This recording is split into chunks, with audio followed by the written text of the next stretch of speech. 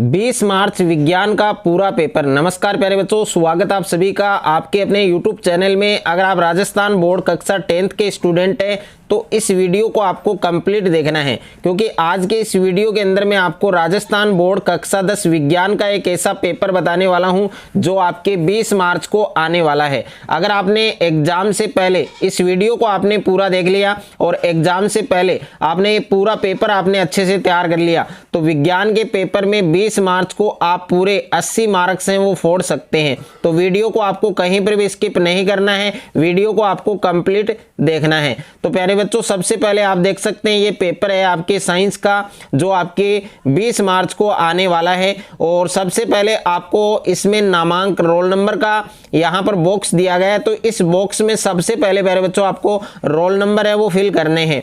और माध्यमिक परीक्षा 2024 और विज्ञान का ये पेपर है, साइंस का ये पेपर है जो आपके 20 मार्च को आने वाला है। और इस पेपर को हल करने के लिए जो समय है वो आपके 3 घंटे 15 मिनट का आपको समय दिया गया है। और पूर्णांक है आपके 80, यानी 80 नंबर का ये पेपर आपके होने वाला है। तो 80 में से 80 नंबर है वो आप फोड़ सकते हैं, बना सकते हैं 20 मार्च साइंस के पेपर में। अगर आपने इस पेपर को आपने अच्छे से तैयार कर लिया तो इस वीडियो के अंदर पूरा पेपर में आपको उत्तर सहित बताऊंगा, तो वीडियो को आपको लास्ट तक देखना है। तो प्यारे बच्चों, यहाँ पर आप देख सकते हैं परीक्षार्थियों के लिए सामान्य निर्देश हैं वो आपको दे रखे हैं, तो निर्देश है वो आपको जरूर फॉलो करने हैं। तो इसमें सबसे पहला पॉइंट दे रखा है आपको कि परीक्षार्थी सर्वप्रथम अपने प्रश्न पत्र पर नामांक अनिवार्य तरीके, यानी रोल नंबर है वो आपको जरूर लिखने हैं, रोल नंबर इस वाले बॉक्स में आपको लिखने हैं। और उसके बाद में सेकंड पॉइंट है कि सभी प्रश्न हल करने अनिवार्य हैं। और तीसरा है कि प्रत्येक प्रश्न का उत्तर है वो दी गई उत्तर पुस्तिका में लिखें। और प्रश्न संख्या 4 है कि जिन प्रश्नों के आंतरिक खंड हैं उन सभी के उत्तर एक साथ ही लिखें। और प्रश्न संख्या 5 है कि प्रश्न पत्र के हिंदी व अंग्रेजी रूपांतर में किसी प्रकार की त्रुटि, अंतर या विरोधाभास होने पर हिंदी भाषा के प्रश्न को ही आपको सही मानना है। तो प्यारे बच्चों, इस वीडियो के अंदर पूरा पेपर मैं आपको बता रहा हूं, तो वीडियो को आपको कहीं पर भी स्किप नहीं करना है, वीडियो को लास्ट तक देखना है। सबसे पहले आपको पेपर में खंड ए दिया है, यानी सेक्शन ए आपको दिया है। और सेक्शन ए में खंड ए में प्रश्न संख्या 1 है आपके कि निम्न प्रश्नों के उत्तर का सही विकल्प चयन कर उत्तर है वो आपको उत्तर पुस्तिका में लिखना है, यानी choose the correct option to answer the following questions and write it in the answer book.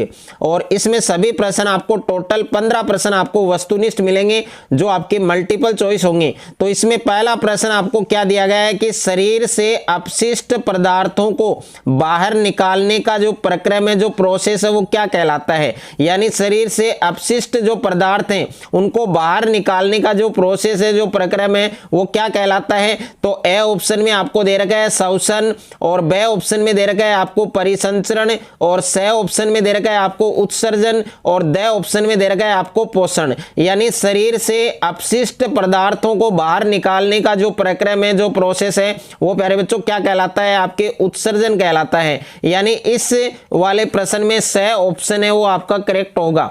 उसके बाद में सेकंड क्वेश्चन आपको दे रखा है। सेकंड क्वेश्चन आप देख सकते हैं कि मधुमेह रोग है वो किस हार्मोन की कमी से होता है, यानी जो मधुमेह रोग है वो किस हार्मोन की कमी से होता है। तो ए ऑप्शन में आपको दे रखा है इंसुलिन, और बी ऑप्शन में दे रखा है आपको टेस्टोस्टेरोन, और सी ऑप्शन में दे रखा है आपको एस्ट्रोजन, और डी ऑप्शन में दे रखा है आपके एड्रीनलिन। तो मधुमेह रोग है वो किस हार्मोन की कमी से होता है, तो मधुमेह रोग है वो किस हार्मोन की कमी से होता है, इंसुलिन हार्मोन की कमी से होता है। यानी इसमें ऑप्शन नंबर सी है वो आपके करेक्ट होगा, सही होगा। और उसके बाद में देखिए तीसरा प्रश्न आपको दे रखा है। तीसरा प्रश्न आप देख सकते हैं कि फलों को पकने में कौन सा पादप हार्मोन सहायक है, यानी फलों को पकने में कौन सा पादप हार्मोन है वो सहायक है। तो ए ऑप्शन में दे रखा है आपको साइटोकाइनिन, और बी ऑप्शन में दे रखा है आपके एथिलीन, और सी ऑप्शन में दे रखा है आपके जिब्रेलिन, और डी ऑप्शन में दे रखा है आपके ऑक्सिन। तो इस प्रश्न का करेक्ट आंसर प्यारे बच्चों आपको बताना है कि कौन सा ऑप्शन आपका सही होगा, फलों को पकने में कौन सा पादप हार्मोन सहायक है। तो इन 4 में से कौन सा विकल्प आपके सही होगा वो आपको बताना है। उसके बाद में नेक्स्ट है आपके प्रश्न संख्या 4 है प्रश्न संख्या 4 आप देख सकते हैं कि किस विधि द्वारा जीवाश्म का समय निर्धारण किया जाता है। यानी जो फॉसिल होता है, जो जीवाश्म होता है, उसको हम किस विधि के द्वारा उसका टाइम है वो निर्धारित कर सकते हैं, निर्धारण कर सकते हैं। तो किस विधि द्वारा जीवाश्म का समय है वो निर्धारण किया जाता है। तो ए ऑप्शन में दे रखा है आपके फॉसिल डेंटिंग द्वारा, बी ऑप्शन में दे रखा है आपके सापेक्ष द्वारा, और सी ऑप्शन में दे रखा है आपके एमोनाइट द्वारा, और डी ऑप्शन में दे रखा है आपके ट्राइलोब्राइड द्वारा। तो इसमें 4 ऑप्शन आपको दिए हैं और आपको बताना है कि किस विधि के द्वारा जीवाश्म की जो आयु है, जीवाश्म का जो समय है वो निर्धारण किया जाता है। तो इसमें ए ऑप्शन आपका करेक्ट होगा, यानी किस विधि के द्वारा जीवाश्म का समय निर्धारण किया जाता है, फॉसिल डेंटिंग विधि के द्वारा। और उसके बाद में प्रश्न संख्या 5 है आपकी कि एक गोलीय दर्पण की वक्रता त्रिज्या 20 सेंटीमीटर है, इसकी फोकस दूरी होगी। तो इसके लिए आपको फॉर्मूला लगाना है F बराबर R/2। अब R यहाँ पर है वक्रता त्रिज्या जो आपके कितने हैं 20 सेंटीमीटर, और बट्टे में है 2 का भाग 20 में कितनी बार जाएगा, 10 बार जाएगा। तो इसमें सी ऑप्शन है वो आपका करेक्ट होगा, यानी एक गोलीय दर्पण है उसकी वक्रता त्रिज्या है वो 20 सेंटीमीटर दे रखी है, आपको फोकस दूरी बतानी है। तो ए ऑप्शन में 40 सेंटीमीटर, बी ऑप्शन में 15 सेंटीमीटर, और सी ऑप्शन में 10 सेंटीमीटर, और डी ऑप्शन में आपके 12 सेंटीमीटर। तो इसका करेक्ट आंसर क्या होगा, आपके ऑप्शन नंबर सी होगा, जो आपको अच्छे से याद करना है। उसके बाद में प्रश्न संख्या 6 है आपके कि मानव नेत्र जिस भाग पर किसी वस्तु का प्रतिबिंब बनाते हैं वह कहलाता है। यानी मानव नेत्र है, जो आंख है, वो जिस भाग पर किसी वस्तु का प्रतिबिंब बनाते हैं वह क्या कहलाता है। तो ए ऑप्शन में आपको दे रखा है कॉर्निया, और बी ऑप्शन में दे रखा है आपको परितारिका, सी ऑप्शन में दे रखा है आपके पुतली, और डी ऑप्शन में दे रखा है आपके दृष्टि पटल। तो मानव नेत्र है वो किस भाग पर वस्तु का प्रतिबिंब बनाते हैं उसको हम क्या कहते हैं। तो इन 4 ऑप्शन में से कौन सा ऑप्शन आपका सही होगा वो आपको बताना है। उसके बाद में प्रश्न संख्या 7 है आपकी कि किलोवाट किस भौतिक राशि का मात्रक है। तो देखिए किलोवाट को हम क्या कहते हैं, यूनिट कहते हैं, KW। ओके, तो यूनिट आपको यूनिट है वो किस भौतिक राशि का मात्रक है, या किलोवाट है वो किस भौतिक राशि का मात्रक है। तो ए ऑप्शन में आपके दे रखा है प्रतिरोधकता, और बी ऑप्शन में दे रखा है आपके विद्युत ऊर्जा, यानी प्रतिरोधकता का मात्रक होता है ओम गुणा मीटर, तो ये तो नहीं हो सकता। विद्युत ऊर्जा का मात्रक होता है जूल, ये भी नहीं हो सकता। और विद्युत धारा का मात्रक क्या होता है आपके, विद्युत धारा का मात्रक होता है एम्पियर, और विभवांतर का मात्रक होता है वोल्ट। तो प्यारे बच्चों इसमें ऑप्शन नंबर बी ही होगा, यानी इसमें विद्युत ऊर्जा का मात्रक क्या होता है, जूल होता है, और एक यूनिट का मात्रक भी क्या होता है, जूल। ओके, तो इसमें बी ऑप्शन आपका सही होगा। तो अच्छे से आपको ये वाला क्वेश्चन भी तैयार करना है। उसके बाद में प्रश्न संख्या 8 है आपकी कि 6 वोल्ट बैटरी से गुजरने वाले 1 कूलाम आवेश को ऊर्जा दी जाती है। यानी इसमें आपको विभवांतर दे रखा है और इसमें आपको आवेश दे रखा है और आपको ऊर्जा पूछा है, यानी W बराबर फार्मूला है आपके V इंटू Q। तो V का मान है 6 गुणा में Q आपके 1 कूलाम। तो 6 को 1 कूलाम से गुणा करेंगे तो इसमें 6 जूल ऊर्जा आएगी। ओके, तो ए ऑप्शन में 6 दे रखा है, बी में आपकी 3 दे रखा है, सी में 12 और डी में 0.6। तो ए ऑप्शन प्यारे बच्चों इसमें आपके सही होगा।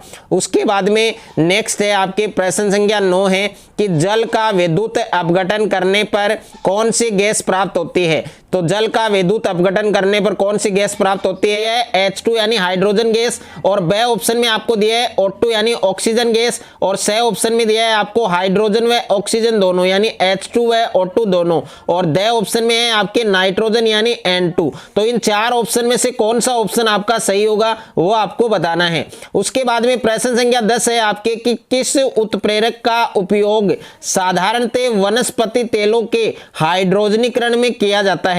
यानी किस उत्प्रेरक का उपयोग साधारणतः वनस्पति तेल है उनके हाइड्रोजनीकरण में किया जाता है। तो ए ऑप्शन में आपको दे रखा है आयरन, और बी ऑप्शन में दे रखा है आपको मैग्नीशियम, और सी ऑप्शन में दे रखा है आपके क्रोमियम, और डी ऑप्शन में दे रखा है आपके निकेल। तो इस प्रश्न का करेक्ट आंसर क्या होगा, आपके निकेल होगा। यानी किस उत्प्रेरक यानी निकेल उत्प्रेरक है जिसका उपयोग साधारणतः वनस्पति तेल है उनके हाइड्रोजनीकरण में किया जाता है। उसके बाद में प्रश्न संख्या 11 है आपके कि उत्कृष्ट गैस नहीं है। यानी इन 4 ऑप्शन में से कौन सी उत्कृष्ट गैस नहीं है? तो ए ऑप्शन में है आपके नाइट्रोजन, बी ऑप्शन में है आपके हीलियम, और सी ऑप्शन में है आपके नियोन, और डी ऑप्शन में है आपके आर्गन। तो इसका करेक्ट आंसर क्या होगा? आपके नाइट्रोजन होगा। यानी नाइट्रोजन है वो उत्कृष्ट गैस नहीं है, नोबल गैस नहीं होती है। उसके बाद में नेक्स्ट है आपके प्रश्न संख्या 12 है कि निम्न में से कृत्रिम पारितंत्र है, यानी आपको कृत्रिम पारितंत्र है वो बताना है कि इनमें से कौन सा कृत्रिम पारितंत्र है। तो ए ऑप्शन है, ए ऑप्शन में दे रखा है आपके तालाब, और बी ऑप्शन में आपको दे रखा है झील, और सी ऑप्शन में आपको दे रखा है वन, और डी ऑप्शन में दे रखा है आपको बगीचा। तो इनमें से कृत्रिम पारितंत्र कौन सा है? बगीचा है, यानी डी ऑप्शन आपका सही होगा। और उसके बाद में नेक्स्ट क्वेश्चन की हम बात करें तो नेक्स्ट क्वेश्चन है वो आप देख सकते हैं यहाँ पर प्रश्न संख्या 13 आपको दिया है। प्रश्न संख्या 13 है आपके कि जिंक की, यानी जो जिंक है जस्ता है उसकी सल्फ्यूरिक अम्ल से क्रिया करने पर गैस है वो अक्स बनती है। गैस अक्स का नाम आपको बताना है कि आपके पास क्या है? Zn है, जिंक है आपके पास, और उसकी क्रिया आपको किसके साथ करनी है? सल्फ्यूरिक अम्ल के साथ, यानी सल्फ्यूरिक अम्ल का सूत्र होता है H2SO4। अब इन दोनों की क्रिया करेंगे तो देखिए क्या बनेगा? आपके Zn है वो किसके साथ क्रिया करेगा? SO4 के साथ, तो ये बनेगा आपके ZnSO4, और प्लस में क्या बचेगा? आपके पास हाइड्रोजन गैस बचेगी। तो इसमें जो अक्स गैस बन रही है उस अक्स गैस का नाम क्या है? आपकी हाइड्रोजन गैस होगा, यानी बी ऑप्शन आपका करेक्ट होगा। तो इसमें बी ऑप्शन आपका सही होगा। तो अच्छे से आपको ये तैयार करना है। उसके बाद में प्रश्न संख्या 14 है आपके कि निम्न में से एकलिंगी पुष्प है, यानी आपको 4 ऑप्शन दिए हैं, इनमें से आपको बताना है कि कौन सा आपके एकलिंगी पुष्प होगा। तो ए ऑप्शन में आपको दिया है पपीता, बी ऑप्शन में दिया है आपको गुड़हल, और सी ऑप्शन में आपको दिया है सरसों, और डी ऑप्शन में आपको दिया है सूरजमुखी। तो इन 4 ऑप्शन में से कौन सा ऑप्शन आपका सही होगा वो आपको बताना है। उसके बाद में प्रश्न संख्या 15 है आपके कि विद्युत ऊर्जा को यांत्रिक ऊर्जा में रूपांतरित करने की जो युक्ति होती है उसको क्या कहते हैं? यानी विद्युत ऊर्जा को यांत्रिक ऊर्जा में रूपांतरित करने की युक्ति, बदलने की जो युक्ति है वो क्या कहलाती है? तो ए ऑप्शन में आपको दे रखा है जनित्र, और बी ऑप्शन में दे रखा है आपको मोटर, और सी ऑप्शन में दे रखा है आपको वोल्टमीटर, और डी ऑप्शन में दे रखा है आपके एमीटर। तो 4 ऑप्शन प्यारे बच्चों आपको इसमें दिए हैं, कौन सा ऑप्शन आपका सही होगा वो आपको बताना है। उसके बाद में नेक्स्ट है आपके प्रश्न संख्या 2 है। प्रश्न संख्या 2 आप देख सकते हैं कि रिक्त स्थानों की पूर्ति कीजिए, यानी फिल इन द ब्लैंक्स, यानी रिक्त स्थान है वो आपको फिल करने हैं। तो इसमें आपको 7 प्रश्न मिलेंगे रिक्त स्थान वाले। तो पहला प्रश्न आप देख सकते हैं, पहला प्रश्न आपको क्या दिया है कि मानव में हृदय एक तंत्र का भाग है जो संबंधित है, यानी मानव है उसमें हार्ट है, जो हृदय है वो एक तंत्र का भाग है, एक सिस्टम का पार्ट है जो किससे रिलेटेड है, किससे संबंधित है, वो आपको इस रिक्त स्थान में फिल करना है। उसके बाद में सेकंड है आपके कि सीसा व टिन नामक मिश्र धातु के प्रमुख अवयव हैं, यानी सीसा और टिन है वो किस मिश्र धातु के प्रमुख अवयव माने जाते हैं, घटक माने जाते हैं, उस मिश्र धातु का नाम आपको इस रिक्त स्थान में फिल करना है। उसके बाद में प्रश्न संख्या 3 है आपके कि मां के रुधिर से भ्रूण को पोषण प्रदान करने वाली जो संरचना होती है, जो स्ट्रक्चर है वो क्या कहलाती है? यानी मां के रुधिर से भ्रूण को पोषण प्रदान करने वाली जो संरचना है वो क्या कहलाती है? अपरा कहलाती है। और इसका एक नाम और है वो भी आप लिख सकते हैं, ये इंग्लिश का वर्ड है प्लेसेंटा। ओके, यानी मां के रुधिर से भ्रूण को पोषण प्रदान करने वाली जो संरचना है, जो स्ट्रक्चर है वो अपरा या प्लेसेंटा कहलाती है। उसके बाद में प्रश्न संख्या 4 है आपके कि विरंजक चूर्ण शुष्क भुजे हुए चूने की से क्रिया द्वारा बनाया जाता है।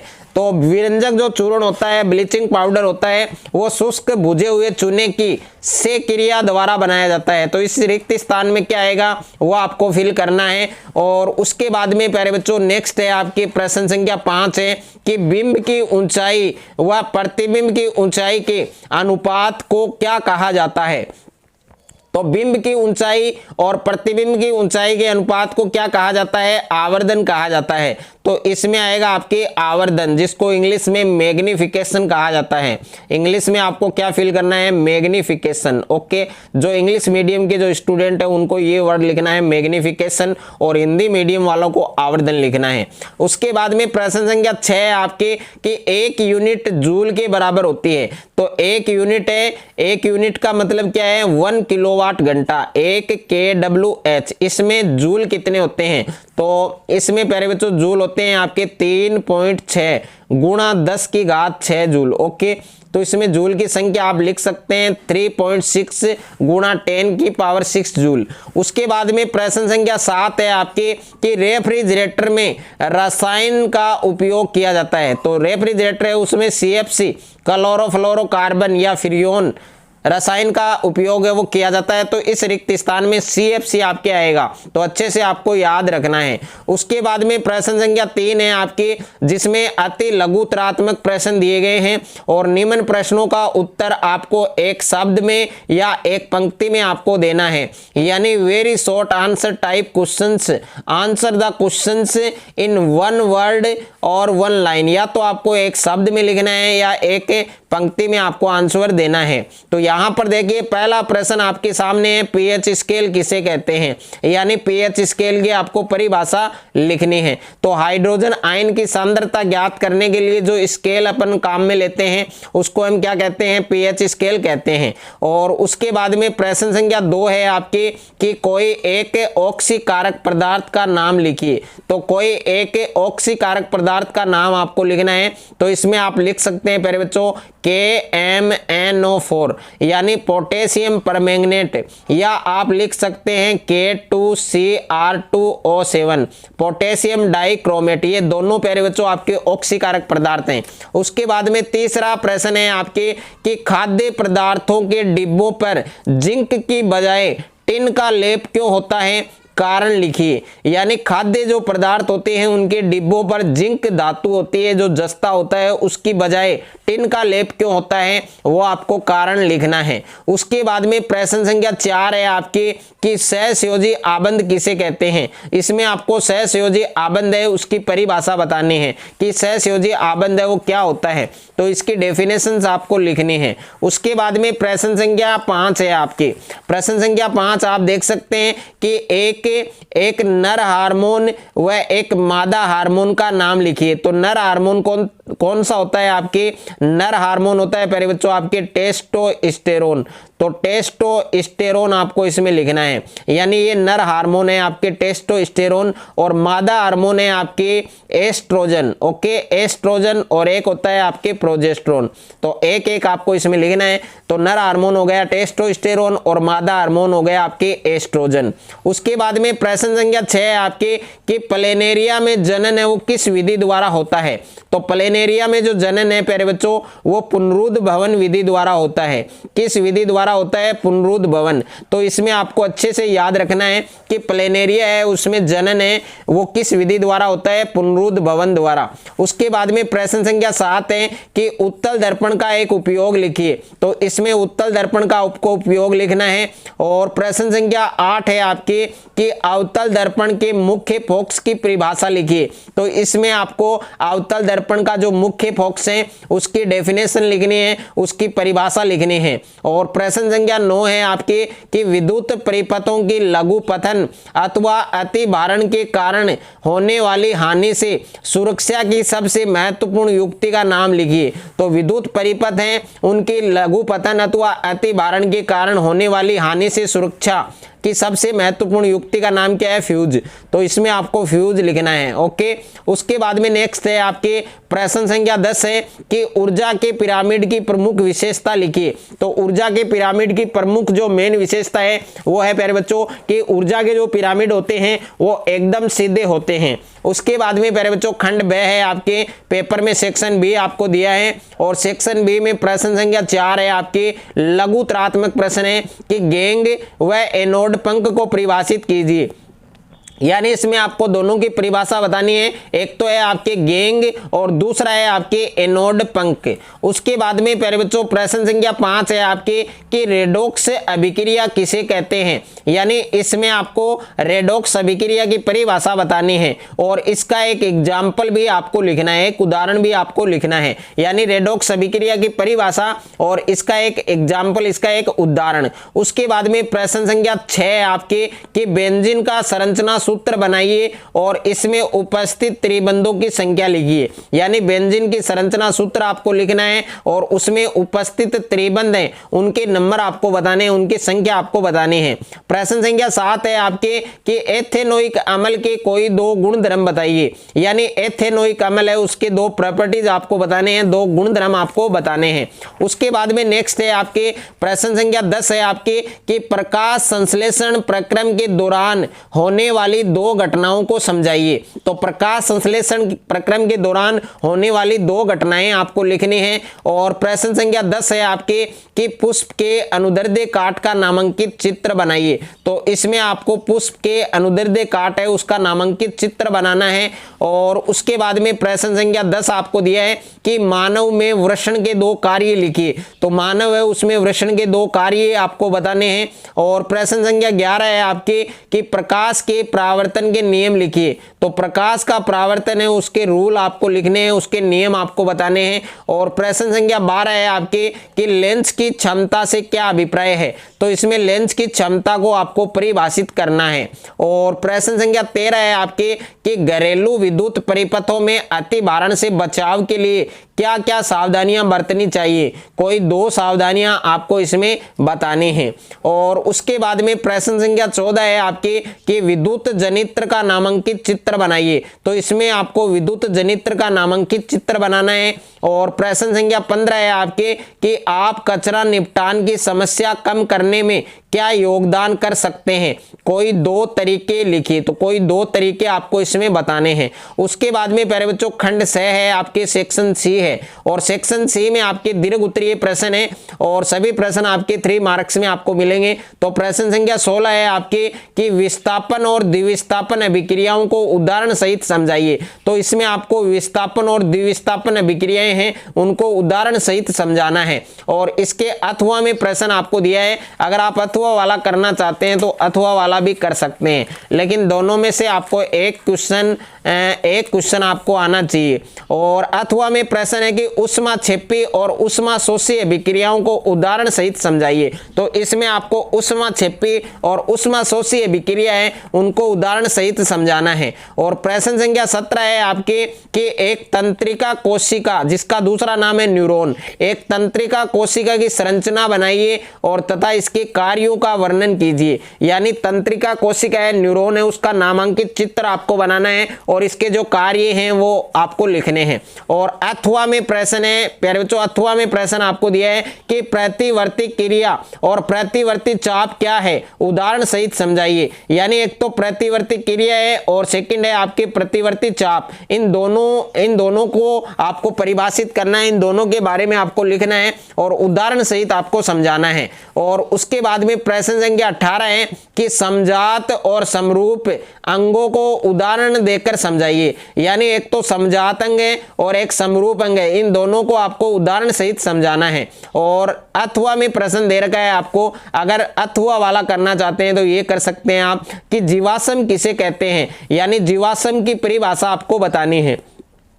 और जैव विकास प्रक्रम में जीवाश्म की क्या भूमिका है। यानी एक प्रश्न में आपको दिया है कि जीवाश्म किसे कहते हैं इसकी परिभाषा, और सेकंड है कि जैव विकास प्रक्रम में जीवाश्म की क्या भूमिका है, वो भूमिका आपको लिखनी है। और उसके बाद में प्रश्न संख्या 19 है आपके जिसमें विकल्प में प्रश्न आपको दिए हैं। पहला प्रश्न है कि नेत्र की समझन क्षमता से क्या अभिप्राय है, और दूसरा प्रश्न है कि दृष्टिपरास से क्या तात्पर्य है, और तीसरा प्रश्न है कि विचलन कोण को परिभाषित कीजिए या विचलन कोण किसे कहते हैं। तो इसमें 3 प्रश्न आपको पूछे हैं और अथवा में प्रश्न है, अगर आप अथवा वाला करना चाहते हैं तो ये कर सकते हैं। इसमें प्रश्न दिया है कि आंख के प्रमुख दोषों का वर्णन कीजिए। तो आंख के प्रमुख दोष हैं, उनका वर्णन आपको करना है। और उसके बाद में खंड द है, आपके सेक्शन डी है, और सेक्शन डी में प्यारे बच्चों आपको सेक्शन डी में प्रश्न आपको दिया है। सेक्शन डी में प्रश्न आप देख सकते हैं। इसमें पहला प्रश्न आपको दिया है। पहला प्रश्न क्या है कि प्रबल अमल और दुर्बल अमल को परिभाषित कीजिए, यानी प्रबल अमल और दुर्बल अमल की परिभाषा लिखनी है। और दूसरा प्रश्न है कि अम्लीय वर्षा किसे कहते हैं, इसके 2 कुप्रभाव लिखिए। तो अम्लीय वर्षा की परिभाषा और इसके कुप्रभाव आपको लिखने हैं। और अथवा में प्रश्न आपको दिया है, जिसमें पहला प्रश्न है कि दैनिक जीवन में पीएच के 2 महत्व लिखिए। तो दैनिक जीवन में पीएच के 2 महत्व आपको बताने हैं। और दूसरा प्रश्न है कि क्रिस्टलन जल किसे कहते हैं, यानी क्रिस्टलन जल की परिभाषा और उन 2 यौगिकों के नाम लिखिए जिनमें क्रिस्टलन का जल पाया जाता है। तो उन 2 यौगिकों के नाम आपको बताने हैं जिनमें क्रिस्टलन का जल पाया जाता है। और उसके बाद में है प्रश्न संख्या 21 है आपके, जिसमें पहला प्रश्न है कि मानव पाचन तंत्र का नामांकित चित्र बनाइए। इसमें मानव पाचन तंत्र जो डाइजेस्टिव सिस्टम होता है उसका डायग्राम आपको बताना है। और दूसरा है आपके वायवीय और अवायवीय श्वसन में अंतर लिखिए। तो इसमें वायवीय और अवायवीय श्वसन है, उसमें आपको डिफरेंस बताना है, अंतर आपको बताना है। और अथवा में प्रश्न दिया है आपको, जिसमें पहला प्रश्न है कि मानव श्वसन तंत्र का नामांकित चित्र बनाइए। इसमें आपको मानव श्वसन तंत्र है उसका डायग्राम आपको बनाना है। और सेकंड है आपके कि धमनी और शिरा में अंतर बताइए। तो धमनी और शिरा में आपको अंतर लिखना है। तो दोनों में से एक प्रश्न आपको करना है। उसके बाद में प्रश्न संख्या 22 है आपके, जिसमें पहला प्रश्न है कि ओम का नियम लिखिए। इसमें प्यारे बच्चों आपको ओम का नियम बताना है। और दूसरा प्रश्न है कि 20 ओम प्रतिरोध की कोई विद्युत स्त्री 5 एम्पियर विद्युत धारा लेती है, तो 30 सेकंड में उत्पन्न ऊष्मा है वो आपको ज्ञात करनी है। तो दोनों में से इसके अथवा में भी प्रश्न है। अगर आप ये करना चाहते हैं तो ये कर सकते हैं कि श्रेणी क्रम संयोजन द्वारा तुल्य प्रतिरोध ज्ञात करने का सूत्र स्थापित कीजिए। और दूसरा प्रश्न है कि प्रतिरोधकता है उसका एसआई मात्रक लिखिए। तो दोनों में से एक प्रश्न है वो आपको करना है। और ये पूरा पेपर आपको अच्छे से तैयार करना है। अगर आपने पूरा पेपर एग्जाम से पहले अच्छे से तैयार कर लिया तो पूरे साइंस के पेपर में 20 मार्च को आप पूरे 80 में से 80 नंबर का जो स्कोर है वो आप आराम से कर सकते हैं। अगर आपको ये वीडियो अच्छा लगे तो वीडियो को आप ज्यादा से ज्यादा बच्चों के साथ शेयर करें, ज्यादा से ज्यादा वीडियो को लाइक करें। और चैनल पर आप नए हैं तो चैनल को आप सब्सक्राइब कर लीजिए और साथ में नोटिफिकेशन बेल को प्रेस कर लीजिए।